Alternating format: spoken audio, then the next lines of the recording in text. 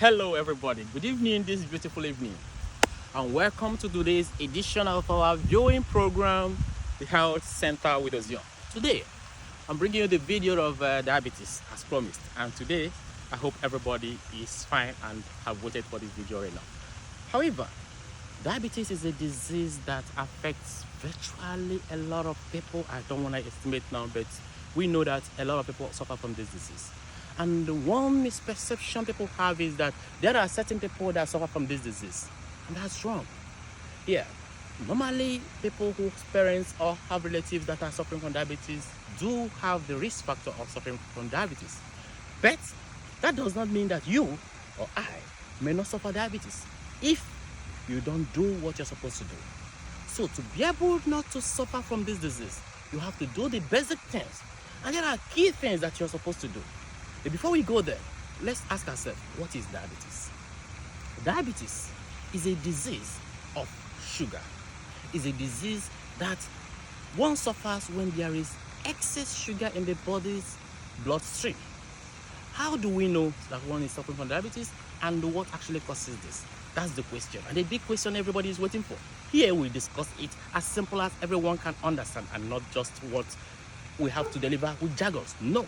And that's why you have the Health Center with us. Welcome. Let's go through. Diabetes has to do with sugar level increased in the bloodstream. And how does it increase? When you're eating, your liver has a big function of storing glucose or sugar in your body.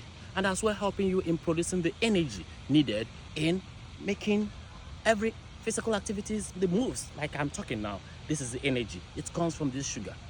Yes, you may wonder what is sugar. It's not just the one you lick. Our food contains sugar. A lot of things we eat contain sugar.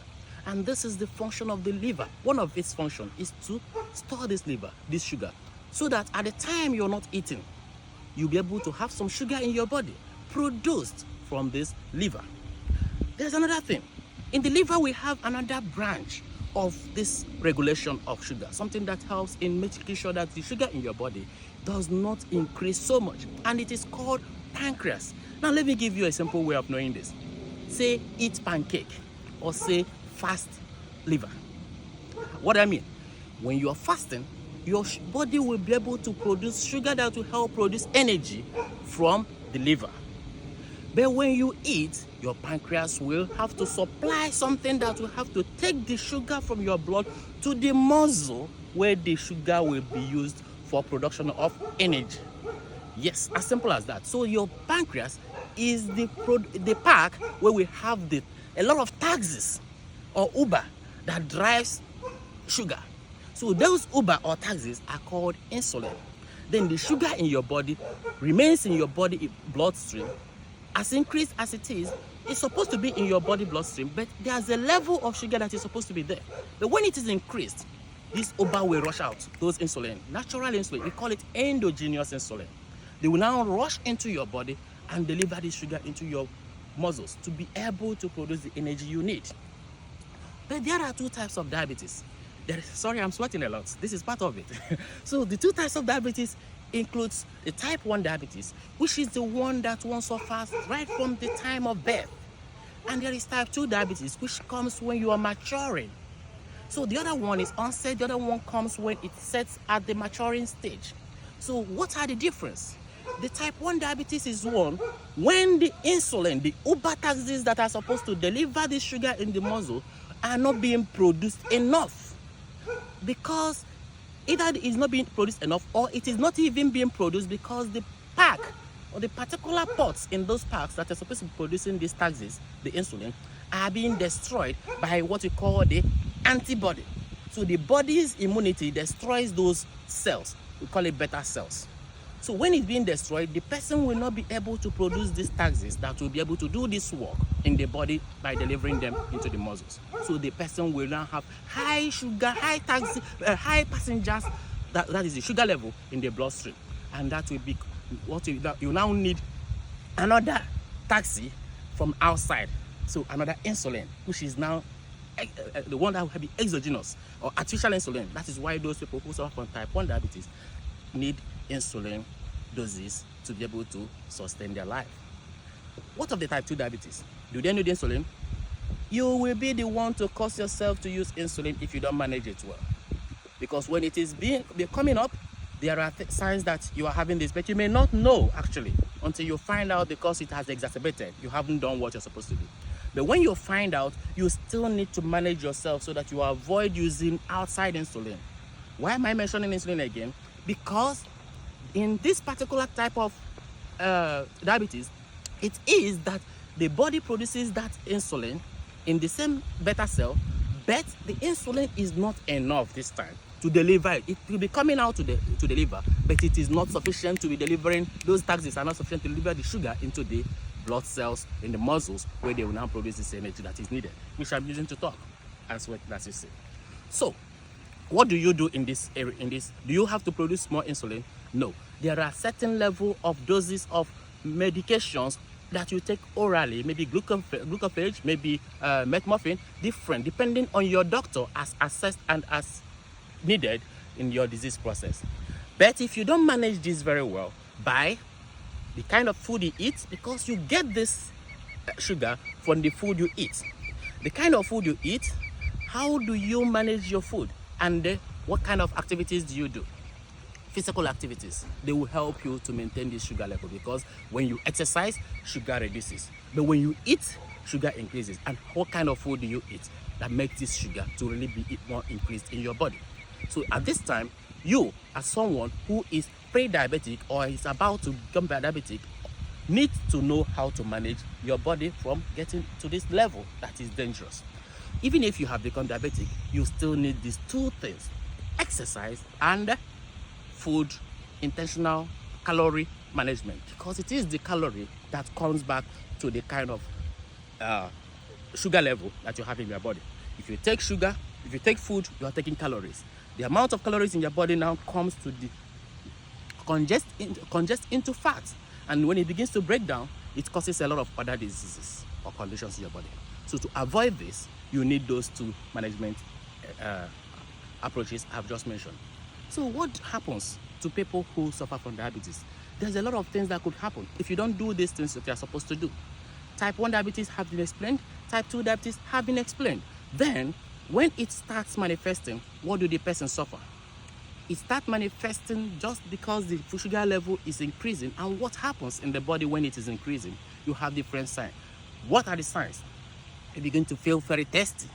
You begin to feel very hungry. You begin to feel you urinate a lot. So you call it polypepsia, polyphagia, and polyuria. So you begin to urinate a lot. So when these signs are there, watch your person and begin to advise and do the things that you need to do. So what if this thing is not managed properly and this person continues like this? There are certain areas, complications that are very impending. Before those complications, there are things that we call diabetes ketoacidosis. I don't want to go there now. Let's manage diabetes at this point, because in another video I will discuss diabetes ketoacidosis. So my advice to you who is suffering from diabetes, and to you who may not have done anything to manage your body from not suffering from this disease, is to ensure that you keep your body active. It helps a lot. Yes, keep your body active. Don't say you are old. Don't say you are too young. Don't say you are sick. You must not be doing very activities that will make you exert so much. No, as your body tolerates. Walking is enough exercise for you. Just walk around in a park like this. Be with serenity. In every environment you are, you could find something like that. But to walk, those physical activities will help your body. Then when you are eating, don't eat to please your stomach because you're hungry. Don't eat compulsively. Eat portion by portion. Just eat food like you're taking medication, because there's a time it will come you will now be forced to eat like that, because you're taking medications properly. So eat food like you're hungry. I know I'm hungry, but I just need this portion for the energy I need in my body. Already my body has a dysfunctional system. When I use this, I will be better by this, so that you can even eat that 3 or 4 or 5 times in a day, instead of eating one big plate that will pack these calories, increase your sugar. Then you will now need more insulin to deliver this to this, instead of using just medication orally if you're type 2. Or you now need more insulin if you're using if you're one that is suffering just from type 1 diabetes, that you need insulin of a certain dose and now it is too high. So to make this short as I can at this moment, I just want you who is listening to me to ensure that you don't think that this disease belongs to someone else or someone else will suffer it. Ensure that every day of your life, for the whole 7 days in a week, ensure you have like 150 minutes of exercise. That will help you. Eating should be portioned. And then in that portion, if you can measure your calories, fine. If you can measure your calories, please eat more of vegetables, fruits, and grains. That would help your body, because these are the things that will help your body keep less stress on your liver, and your liver will be able to produce those kind of hormones that will help it store as much energy as it can to help your body in terms of to not run into this excess sugar in your body. And the management will not have to stress your pancreas to produce as much insulin or be exhausted in the insulin increase. I want to end this here and then request that you please be here with us next time we come, because I'm going to treat more about this insulin, the complications as this will cause you if you do not do all these things: heart diseases, coronary arterial disease, talk about carotid arterial disease, talk about stroke, we talk about even blindness because it affects your nerves, kidney problem. All these are the complications you will see when you, and the neuropathy, you won't be able to be feeling your fingers, your toes, and you begin to suffer ulcer. So I don't want to make this too long, but the reason why it has been as long as this is for the sake of you and I, because I want you to live and live better. Thank you as you watch this from the Health Center with Ozion, and please continue to watch and subscribe with us on YouTube and every other place we are on the social media. Keep watching, and thank you very much.